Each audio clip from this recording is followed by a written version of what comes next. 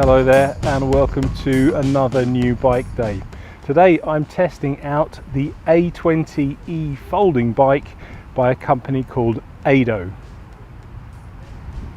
I've had this bike a little while now, and one of the first things that impressed me about it was the speed of delivery. It only took about 48 hours from me talking to ADO and giving them my address and then the bike turning up.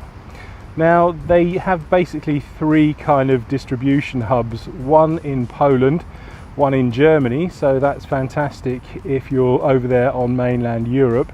But if you're here over in Brexit Britain, they do have a UK distribution centre, which is fortunate because it means you won't have to pay any import duty.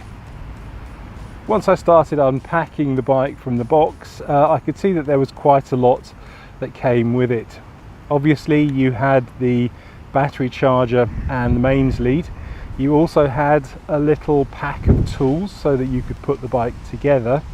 You also had a little pump, you had a kickstand, you had some foldable pedals, you had a little mobile phone holder, and of course you had things like a quick start guide and a manual. Putting the bike together could not have been easier. Once I took it out of the box and removed all of the packaging, all I had to do was unfold it, insert the seat pin, install the handlebars, charge the battery up, and that took about 7 hours, pump the tyres up, and then I was ready to go. And here we are down in Portsmouth with the bike ready to ride. The bike itself is pretty chunky and robust. The build quality is really very good. The frame itself is made from an aluminium alloy, and the whole thing weighs about 21 kilos. So it's not exactly the lightest of bikes, but then you do have a motor to help you. The bike's battery is stored in this big square tube here, and you can charge it either on the bike or you can remove it and charge it off the bike, and you can remove it using the key that's underneath the bike. They say that the battery will last for approximately 2 years, but I suppose that depends on how many times you charge it up. If you're charging it up, say once a week on average, that's approximately 104 charges. But if you're charging it up less frequently than that, then obviously the battery will last a little bit longer. But like all rechargeable batteries, they only have a certain amount of charge cycles in them, and when this battery reaches the end of its life, hopefully you can go onto the website and buy a new one. And at the moment I am unable to find out what the price of that will be. It's got a 350 watt Hall brushless motor in the rear hub, and ADO say that that will give you approximately 60 kilometers range with a fully charged battery. And that's if you're just using the motor itself, or if you use a little bit of pedal power, it will give you up to 80 kilometers range. But that will obviously depend on the type of riding that you're doing, the terrain you're riding over, and of course the weight of the rider. Like all electric bikes, it is limited to 25 kilometers an hour, so once you go above that speed, the motor will cut out and you're back to good old pedal power again. When you're not using the motor, it does have a Shimano 7-speed gear system to help you. It only has one chainring on the front and then obviously 7 on the back, so it's not the biggest range of gear ratios, but then you probably won't be riding up massive mountains on it.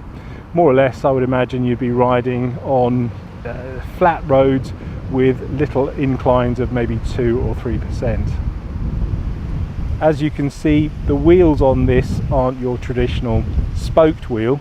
They have several plastic spokes, and the wheels themselves are about 22 inches, and the braking is cable disc brakes, so you do have some reasonable stopping power on there.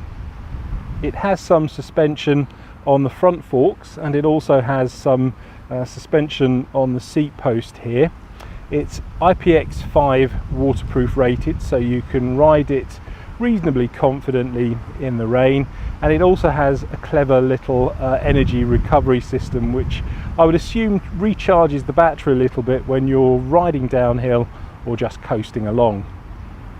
It also has some very nice little extra touches. So for instance, it has front and rear mudguards, so you're not going to get wet and muddy when you do ride it in the rain.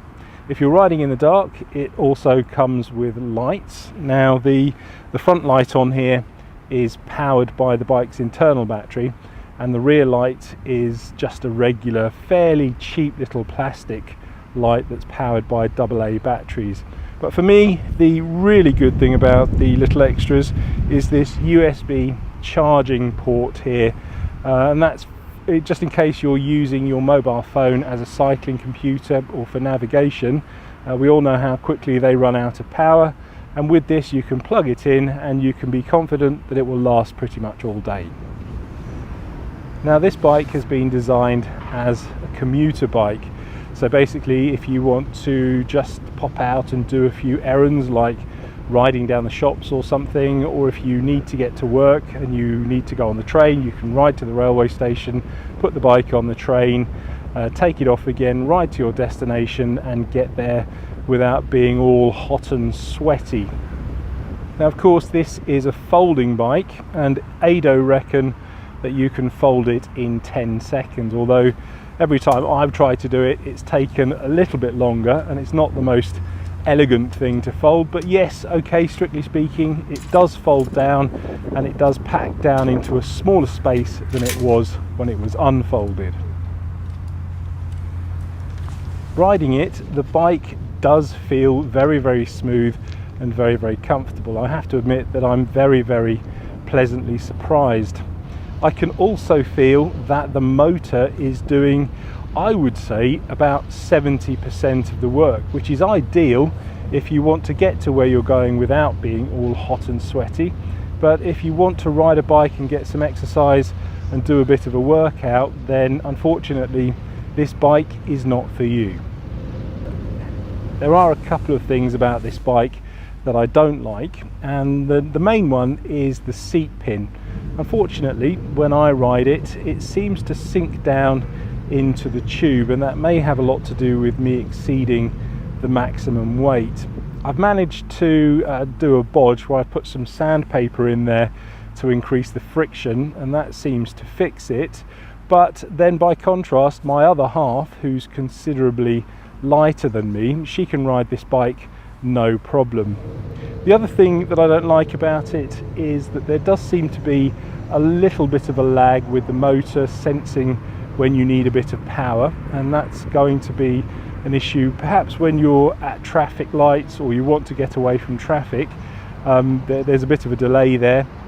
And the other thing is that it does feel a little bit sluggish when you're going up even sort of gentle inclines when it's on level 1. When it's on level 2 or 3, there does seem to be a little bit more power, but again, that might have something to do with me exceeding the maximum weight. The other thing that I'm not so keen on is the key system. You have to have the key in the bike to have the motor engaged, and as I said earlier, the key is underneath the bike. First of all, inserting the key and turning the bike on can be a little bit fiddly because you can't actually see where the keyhole is, and then secondly, just having that key in the bike as you're riding along makes me feel like it's going to fall out, even though the chances of that actually happening are pretty slim. The thing that I do like about this bike is that it's a very budget-friendly e-commuter bike.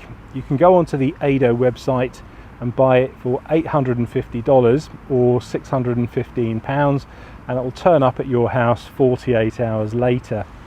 The other thing that I like is that it is very distinctive and very quirky looking. I won't say it's attractive, but it certainly has, every time I've been riding it out and about, raised a lot of interest, and I've had loads of people ask me questions about it. The other great thing is that it does come with literally everything you need to get it out of the box and get yourself on the road.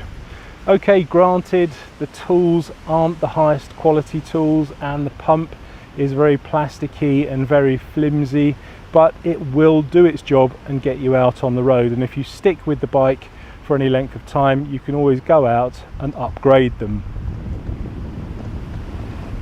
All in all, it's a great little bike and I really enjoy riding it. It's fun, it's nice and smooth, and yeah, it does exactly what you need it to do, and that's get you from A to B without arriving all hot and sweaty.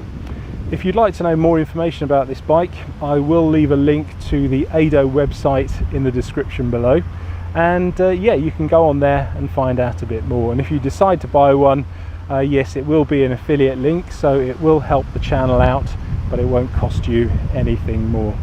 If you'd like to know a bit more about e-bikes and why I like e-bikes in general, then click on the video coming up in the end screen. But in the meantime, thanks for watching, and I'll see you on the next one.